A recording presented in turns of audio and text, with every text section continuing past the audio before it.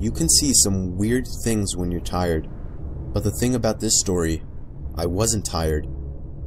Me and the family were on vacation to some resort in a very rural area of Pennsylvania to make the setting creepier. There weren't many young people there for me and my brothers to hang out with. It seemed like more of an adult resort.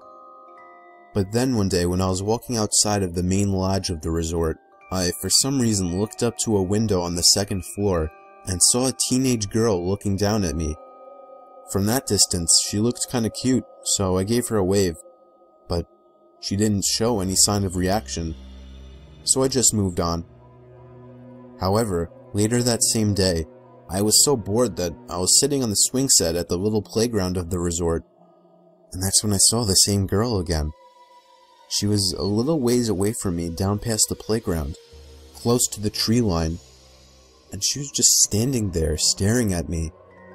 Being a teenage guy, my hormones controlled my body, and so I got off the swing and began walking over to her. As I started getting closer to her, I realized she wasn't as cute as I thought she was. There was something about her face that just gave off a creepy vibe. I can't put my finger on it, but if I had to say, I think it would have to do with her eyes and her mouth.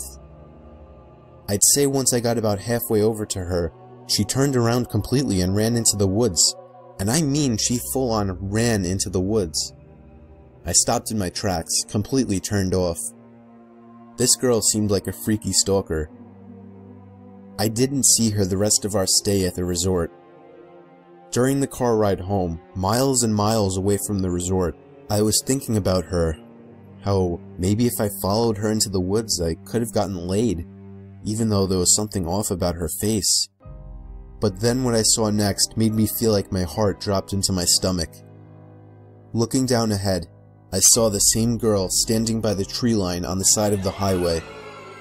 As we sped past her, I saw her head turn so that she was always looking right at me, even through the tinted minivan windows. I asked my parents if they saw her, and they just responded, "Saw who?" Soon afterwards, I accepted that it was all in my head, and that the girl was never even there.